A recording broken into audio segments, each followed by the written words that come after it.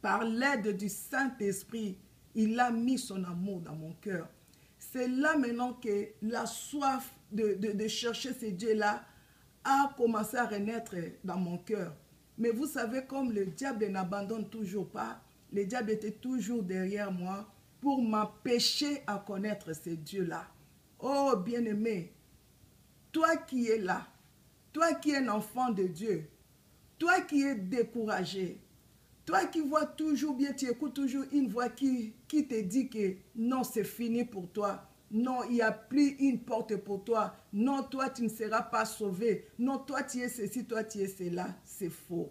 Laisse-moi te dire, c'est faux.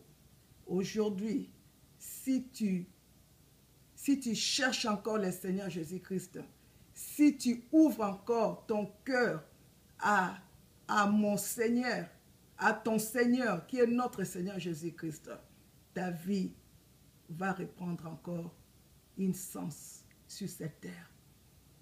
Enfant de Dieu, c'est là à commencer encore, le combat va être encore très fort parce que le diable voyait que j'avais maintenant un cœur qui était tourné vers ces dieux-là, à la recherche de ces dieux-là. Le diable va me frapper par une crise de maladie subite. Bien aimé, sans prendre beaucoup de votre temps, sans vraiment beaucoup donner de détails. Je me suis retrouvée, j'étais tombée, évanouie dans la maison. Et l'ambulance était venue, l'ambulance m'a pris. Et quand l'ambulance m'a pris, je partais, je mourais déjà. Ils étaient en train de me réanimer dans cette ambulance, de me réanimer. Je partais, je revenais, je partais, je revenais, jusqu'à arriver à l'hôpital. Quand on arrive à l'hôpital, tellement qu'il n'y avait pas beaucoup de la place, les gens c'était tellement plein. Donc on a pris mon corps, on l'a juste mis sur le couloir. Et moi j'attendais de loin un médecin qui disait que mais elle n'est plus, elle est déjà morte. Et puis ce médecin disait que mais ici, dans notre morgue, c'est plein. Nous devons appeler notre hôpital pour qu'on puisse récupérer ces corps ici. Bien-aimé, personne n'était pas là. Je n'étais pas mariée à cette époque. Je n'avais pas des enfants. J'étais seule. Mais Jésus-Christ était là. Bien-aimé, Jésus-Christ est Dieu. Si tu donnes ton cœur, ta vie aujourd'hui au Seigneur Jésus-Christ, il peut encore changer ta vie. Maintenant, là où on avait déposé mon corps sur ce couloir de cet hôpital, j'ai prié dans mon cœur. Ma prière n'était pas longue parce que mon corps ne bougeait plus, mais j'écoutais. Mes yeux ne s'ouvraient plus, mais j'écoutais. À moi, j'écoutais. Je ne sais pas comment expliquer cela. Le corps était mort, mais j'écoutais ce que les médecins avaient dit. Et puis du coup, bien aimé, là où on m'avait mis, là où j'étais allongé, dans ce couloir de cet hôpital, je vois les deux anges de la mort venir me chercher. C'était horrible, enfant de Dieu. Cette vision, je ne peux jamais l'oublier. Mourir sans le Seigneur Jésus-Christ, enfant de Dieu, c'est horrible. Mourir sans le Seigneur Jésus-Christ, c'est l'enfer, c'est le lieu de tourment. Le lieu de tourment est réel, enfant de Dieu. L'enfer aussi est réel, le paradis aussi est réel. J'ai vu ces deux anges de la mort venir me chercher. C'était horrible, enfant de Dieu. Je ne pouvais pas supporter cela. Et c'est dans cette perle-là que dans mon cœur, j'ai fait une prière. J'ai dit, Seigneur Jésus-Christ, si tu me laisses en vie, je te servirai. C'était pas une longue prière. J'avais juste dit comme ça dans mon cœur. Enfant de Dieu, Dieu est tellement proche de toi que tu n'as pas l'idée. Beaucoup pensent que Dieu est loin.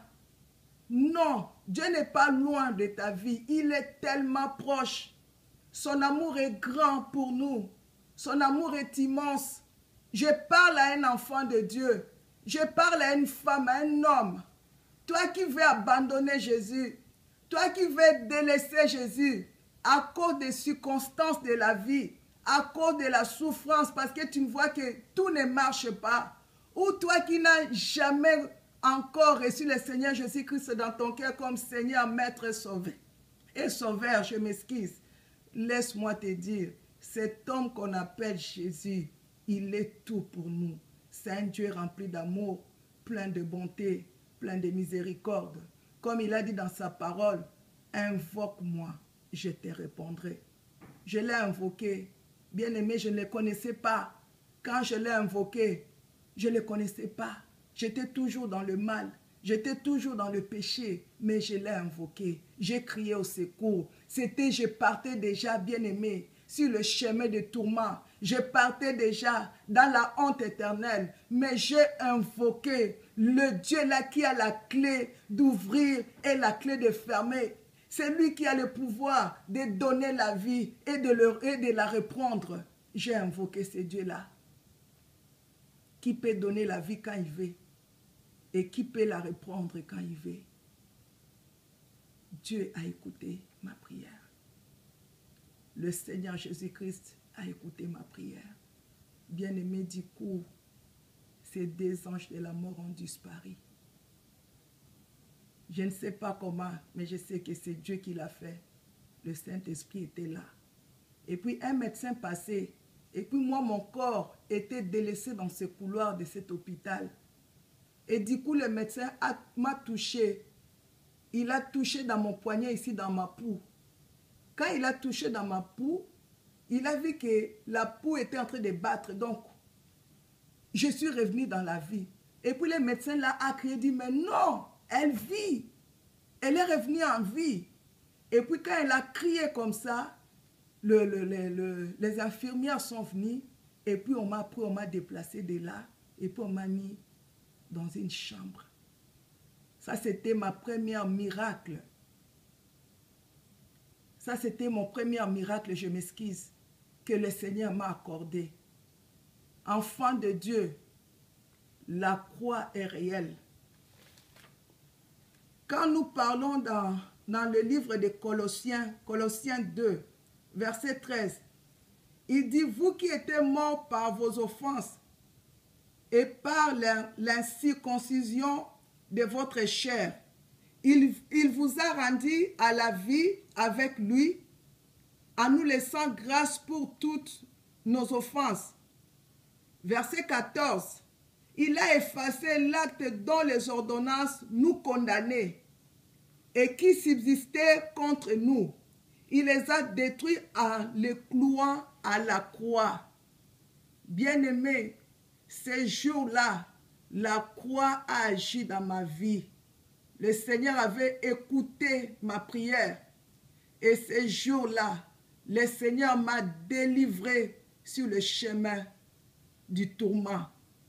Il m'a encore donné une autre chance. Il a écouté la prière que je lui ai faite en lui disant, si tu me laisses en vie, je te servirai. Voilà pourquoi ma vie, c'est une vie d'alliance. Voilà pourquoi je suis toujours dans la prière. Je suis toujours à la recherche de Dieu. Beaucoup de gens ne savent pas, mais c'est l'alliance que j'avais faite avec le Seigneur. Les jours où je vais arrêter à servir le Seigneur, les jours où je vais sortir de cette alliance, ça sera aussi la fin de mes jours sur la terre, si l'Éternel tardait à venir. Et cette révélation que je révèle aujourd'hui, mon mari est au courant de ça. Il a accepté ça et il le sait.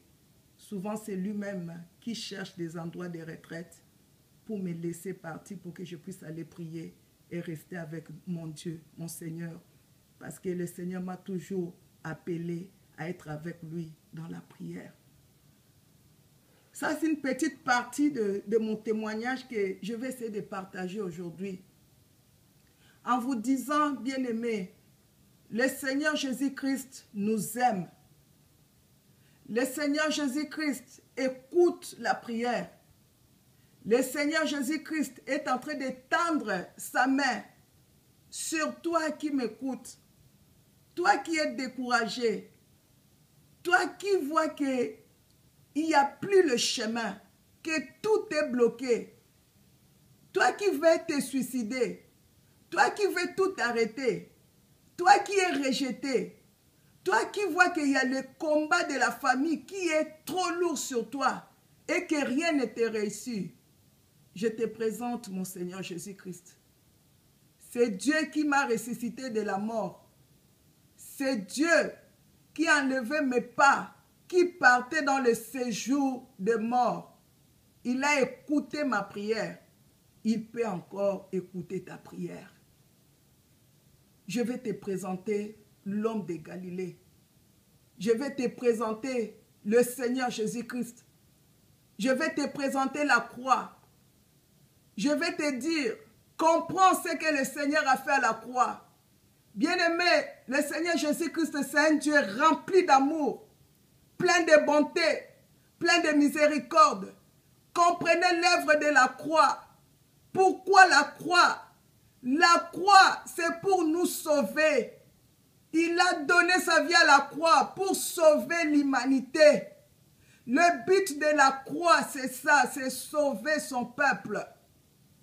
Enfant de Dieu, Jésus t'aime. Il a encore besoin de toi. Il t'étend encore sa main. Reviens vers lui. Accepte-lui encore. Réconcilie-toi avec lui. Et tu verras, il va t'aider. S'il m'a délivré, il va aussi te délivrer. S'il m'a sauvé, en enlevant mes pas sur le chemin du tourment, il peut le faire aussi dans ta vie. Je ne sais pas quel est tes problèmes, mais sache-le qu'à la croix, il a effacé l'acte et les ordonnances qui nous condamnaient.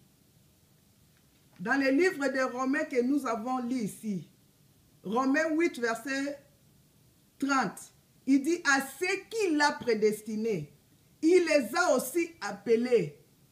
Parce que j'étais un appelé du Seigneur. Un appelé du Seigneur. Un appelé du Seigneur. Voilà pourquoi le Seigneur a écouté ma prière. Et ceux qu'il a appelés, il les a aussi justifiés. C'est lui qui m'a justifié par son sang. À ceux qu'il a justifiés, il les a aussi glorifiés. Oui, il m'a justifié à la croix, en me pardonnant, en acceptant mon pardon, en me purifiant par son sang. Et il m'a aussi glorifié. Le chemin de la croix, enfant de Dieu, c'est seulement la repentance.